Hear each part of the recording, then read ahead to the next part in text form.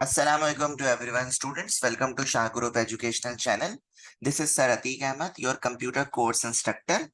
So, students, मेरी आपसे बात क्लास 9 कंप्यूटर पे चल रही है और क्लास 9 कंप्यूटर में हम चैप्टर नंबर 2 पे बात कर रहे हैं जिसका नाम हमारे पास है फंडामेंटल्स ऑफ ऑपरेटिंग सिस्टम। ठीक है, तो स्टूडेंट्स आज की क्लास में हम जो टॉपिक डिस्कस करने वाले हैं वो हमारे पास है types of operating system. Previous lecture में हमने ऑपरेटिंग सिस्टम और इंटरफेस को डिस्कस करा था, तो आज की क्लास में हम टाइप्स ऑफ ऑपरेटिंग सिस्टम पे बात करेंगे। टाइप्स ऑफ ऑपरेटिंग सिस्टम में हमारे पास जो फर्स्ट टाइप है वो हमारे पास है single user and multi user operating system. Second type हमारे पास है batch processing operating system. Third हमारे पास है टाइम शेयरिंग ऑपरेटिंग सिस्टम और फोर्थ वन हमारे पास है रियल टाइम ऑपरेटिंग सिस्टम। तो इन चारों ऑपरेटिंग सिस्टम्स के बारे में हम डिटेल में पढ़ने वाले हैं और इन चारों में कंपैरिजन करेंगे कि कौन सा ऑपरेटिंग सिस्टम किस कंप्यूटर सिस्टम के लिए बेस्ट होता है। ठीक है, उसके बाद हम इन्हीं ऑपरेटिंग सिस्टम से कुछ एमसीक्यू सॉल्व करेंगे आपके साथ मिलकर और कुछ शॉर्ट क्वेश्चन आंसर को देखेंगे। तो ये हमारे आज की क्लास का ओवरव्यू था। तो आइए स्टूडेंट्स, अब हम अपना लेक्चर स्टार्ट करते हैं। तो सबसे पहला जो आपके पास है वो आपके पास है single user and multi user operating system. ठीक है, single user multi user operating system क्या होता है स्टूडेंट्स, आइए हम इस पे बात करते हैं। In a single user operating system, a single user can access the operating system at a time. बिल्कुल हेडिंग से ही पता लग रहा है कि सिंगल यूजर का मतलब ये होता है कि एक वक्त में एक ही यूजर जो है वो यूज कर सकता है ऐसा operating system. These types of operating systems are commonly used. DOS for PCs and Windows 98 for PC are example of single user operating system. अगर हम एग्जाम्पल की बात करें कि ऐसे कौन से ऑपरेटिंग सिस्टम्स हमारे पास हैं जो कॉमनली यूज किए जाते थे, वो बेसिकली आपके पास डॉस यूज किया जाता था, जिसे आप कहते हो disk operating system. Disk operating system. इसी तरह विंडोज 98 जो बहुत ही स्टार्ट में विंडोज 95 97 के बाद विंडोज 98 जो था वो भी as a single user operating system जो है वो यूज किया जाता था। इसके बाद अगर हम बात करें मल्टी यूजर, तो सर नाम से ही पता लग रहा है मल्टी यूजर का मतलब एक वक्त में बहुत सारे यूजर्स यूज कर सकें ऐसे ऑपरेटिंग सिस्टम को हम कहते हैं मल्टी यूजर ऑपरेटिंग सिस्टम। तो देखें क्या लिखा हुआ है, a multi user operating system allow multiple users to access the computer at the same time. जैसे कि मैंने आपको बताया, ऐसा ऑपरेटिंग सिस्टम जो बहुत सारे यूजर एक ही वक्त में इस्तेमाल कर सकते हैं, ऐसे ऑपरेटिंग सिस्टम को हम कहते हैं multi user operating system. The operating system manage the memory and resources among the various users according to the requirement। इसमें होता है क्या है, ऑपरेटिंग सिस्टम मेमोरी को बहुत अच्छे से मैनेज करता है, सही है, अमंग द वेरियस यूजर्स। बहुत सारे यूजर्स जब कनेक्टेड होते हैं तो हर कोई अपना टास्क परफॉर्म करता है। जब हर कोई अपना टास्क परफॉर्म करता है तो उसको मेमोरी कंज्यूम करनी है। तो मल्टी यूजर ऑपरेटिंग सिस्टम क्या करता है, हर को क्या करता है, according to the requirement memory provide करता है। ठीक है, और अगर हम एग्जाम्पल की बात करें कि ऐसे कौन से ऑपरेटिंग सिस्टम्स हैं जो मल्टी यूजर ऑपरेटिंग सिस्टम के लिए बेस्ट और कॉमनली यूज किए जाते हैं, तो बेटा बच्चों Linux and Unix are the most common examples of the multi user operating system. अगर मैं आपको एक पिक्चर दिखाऊं और आपसे ये पूछूं कि बताओ बेटा कि ये सिंगल यूजर या मल्टी यूजर ये किसको शो कर रहा है, तो आप बताएं मुझे ये सिंगल यूजर या मल्टी यूजर ऑपरेटिंग सिस्टम किसको शो कर रहा है। जी हाँ स्टूडेंट्स, बिल्कुल सही कह रहे हैं आप। सर ये basically single user operating system को रिप्रेजेंट कर रहा है। हाँ, है तो सिंगल यूजर लेकिन इसके टास्क मल्टीपल है। ठीक है, तो यहाँ पे तो सर यूजर की बात हो रही है, यहाँ पे किसकी बात हो रही है, यूजर की बात हो रही है। ठीक है बेटा। अच्छा, इसी तरह ऑपरेटिंग सिस्टम की जो सेकंड टाइप हमारे पास है वो हमारे पास है बैच प्रोसेसिंग ऑपरेटिंग सिस्टम। अगर मैं आपसे बात करूं कि ये बैच का वर्ड किसे कहा जाता है, तो बच्चों बैच बेसिकली कहा जाता है ग्रुप को। पहले हम डायग्राम की मदद से इसको समझने की कोशिश करते हैं। स्टूडेंट्स अगर आप देख सकते हैं तो आपके पास जो है वो डायग्राम एक रिप्रेजेंट हो रही है। अब ये है क्या, मैं आपको समझाता हूं। बैच का मतलब होता है ग्रुप, सही है। मिसाल के तौर पे ये यूजर 1 है, ये यूजर 2 है, ये यूजर 3 है और ये यूजर 4 है। अब चारों यूजर ने कोई ना कोई जॉब प्रोवाइड करी। जॉब का मतलब होता है यहाँ पे टास्क। जॉब का मतलब होता है बेटा टास्क। अब चारों यूजर ने कोई ना कोई टास्क प्रोवाइड करा, कोई ना कोई क्या करा, टास्क प्रोवाइड करा, ठीक है। अब ऑपरेटर यहाँ पे मौजूद है, ऑपरेटर मतलब ऑपरेटिंग सिस्टम यहाँ पे मौजूद है। अब ऑपरेटर क्या करेगा, इन चारों यूजर्स के टास्क को आइडेंटिफाई करेगा और ये चेक करेगा कि अगर कोई सिमिलर जॉब है, सिमिलर टास्क है किसी यूजर के, तो उनका एक बैच क्रिएट कर दिया जाएगा। इसकी बेस्ट मिसाल क्या है स्टूडेंट्स, मैं आपको समझाने की कोशिश करता हूं। मिसाल के तौर पे 4 यूजर्स हैं, 4 में से 2 यूजर्स ने जो है वो एक, मिसाल के तौर पे चारों यूजर्स जो है वो एटीएम मशीन यूज कर रहे हैं, सही है। अब 4 यूजर में से 2 ने ट्रांजेक्शन करनी है, मतलब पैसे विड्रॉ करने हैं, तो इन दोनों की जो होगी टास्क जो है वो एक ऑपरेटर की मदद से उसका एक बैच क्रिएट हो जाएगा। और जबकि बाकी के 2 जो हैं उन्होंने सिर्फ स्टेटमेंट को चेक करना था, तो इनका एक अलग टास्क क्रिएट हो जाएगा। इसकी एक और एग्जांपल ले सकते हैं हम, जैसे एक क्लास में बायो और कंप्यूटर साइंस के बच्चे मर्ज होकर बैठे हुए हैं, सही है, लेकिन कंप्यूटर साइंस का जो बच्चा है उसका एक अलग बैच क्रिएट कर दिया जाएगा और बायोलॉजी का जो स्टूडेंट्स है उसका अलग बैच क्रिएट कर दिया जाएगा।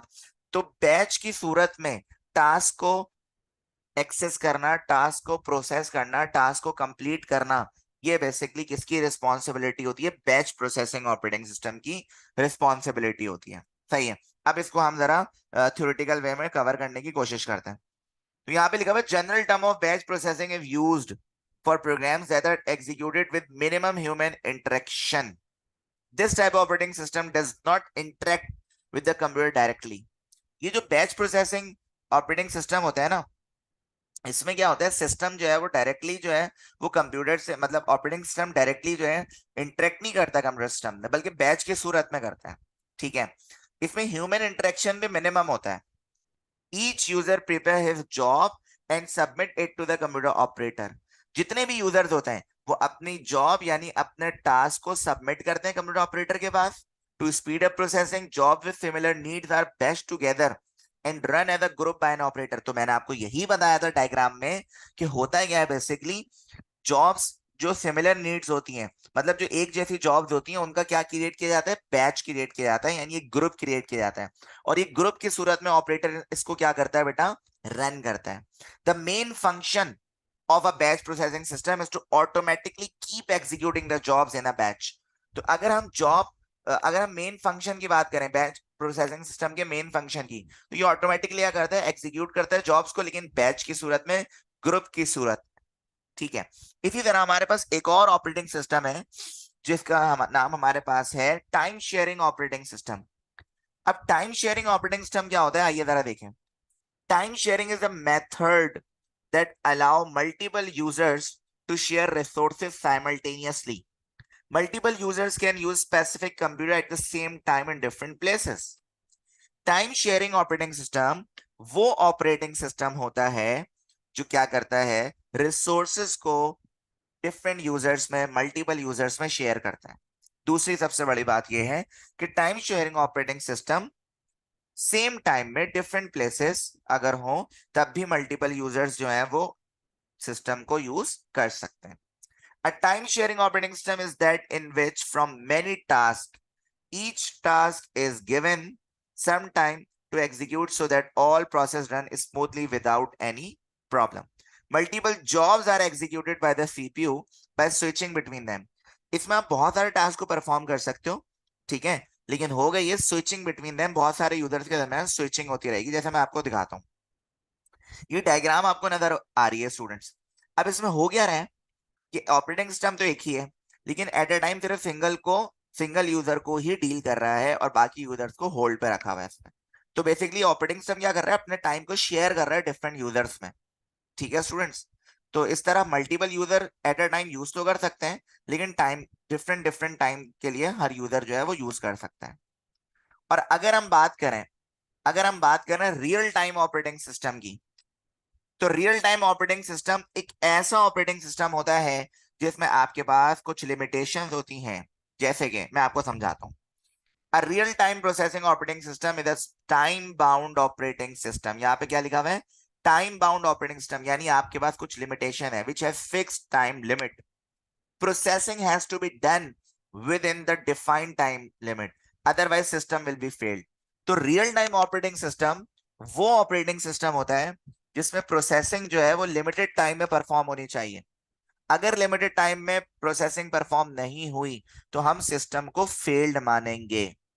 अब रियल टाइम सिस्टम में आपके पास टू पार्ट्स हैं. कौन कौन सी?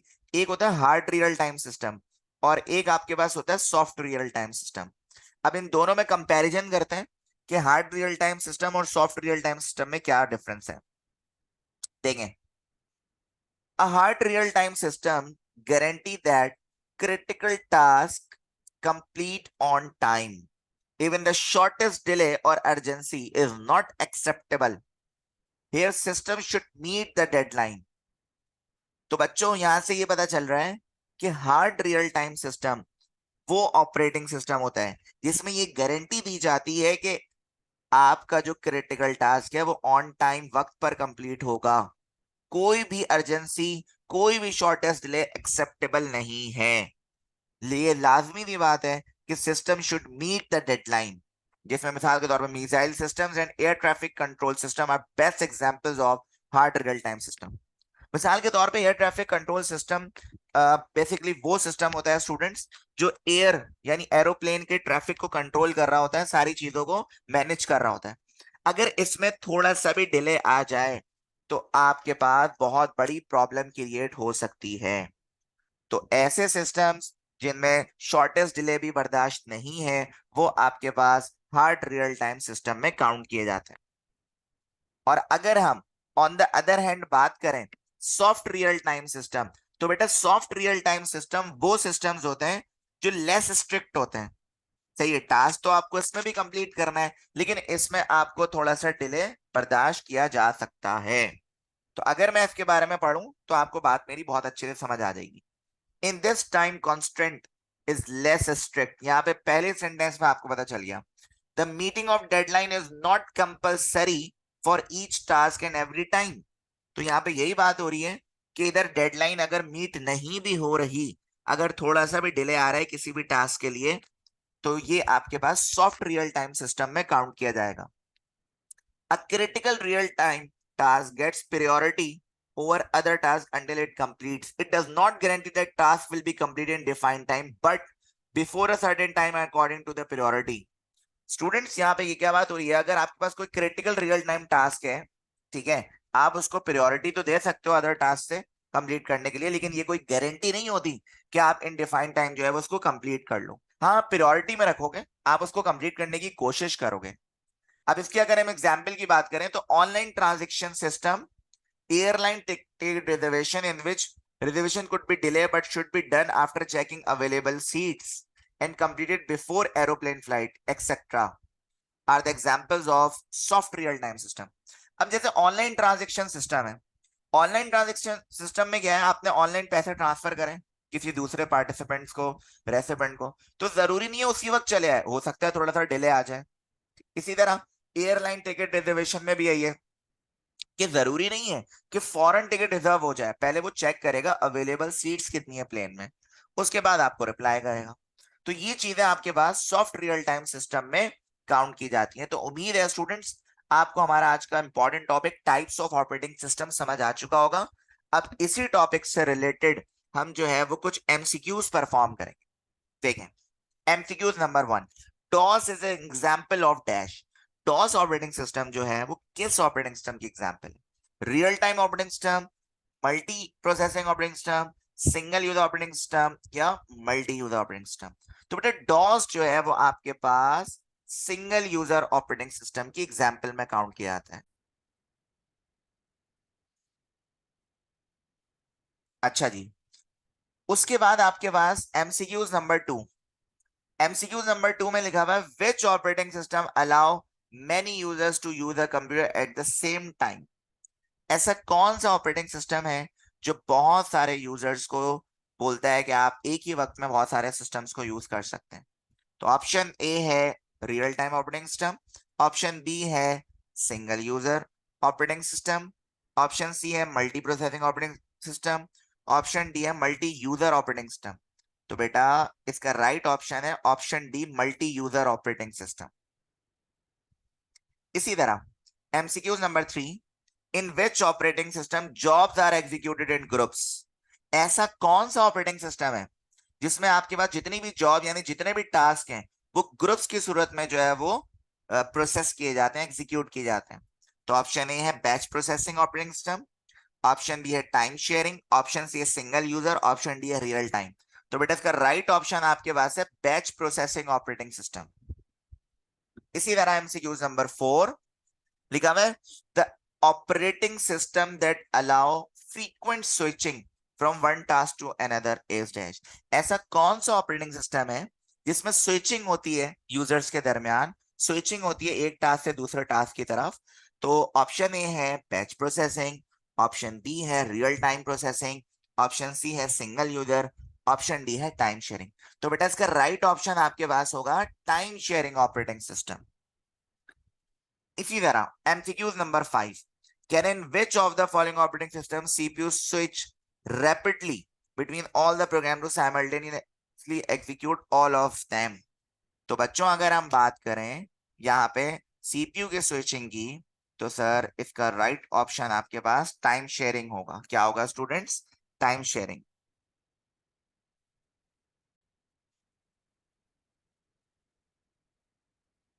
इसी तरह एमसीक्यूज नंबर 6 कह रहे हैं which operating system allow many user to use the computer at the same time. तो स्टूडेंट्स इसका राइट ऑप्शन आपके पास multi user operating system.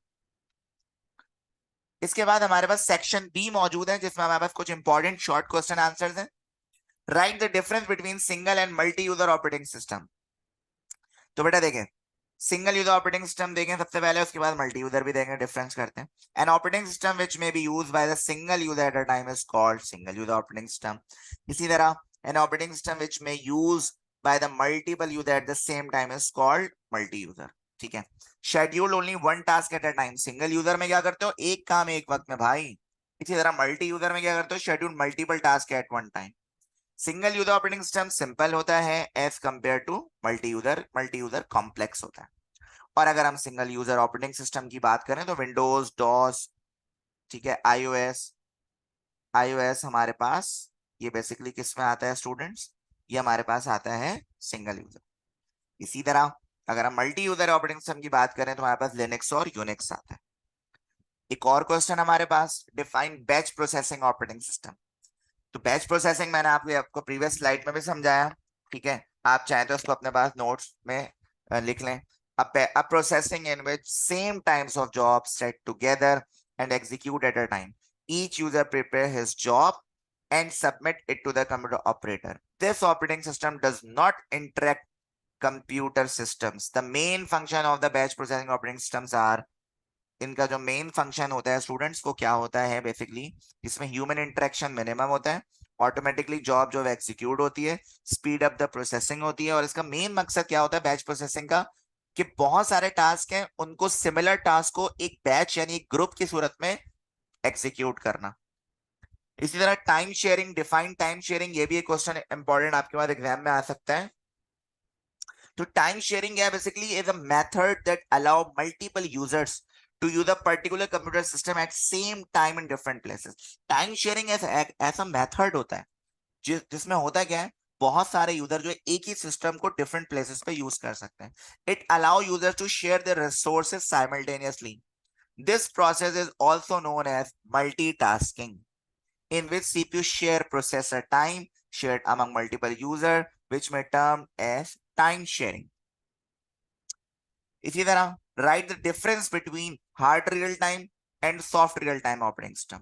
Hard real time system guarantee that critical tasks complete on time even the shortest delay is not acceptable.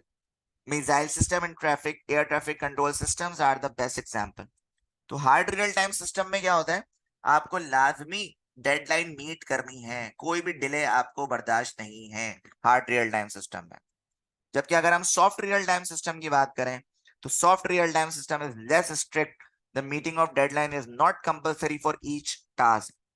Every time A critical task gets priority over other tasks until it completes.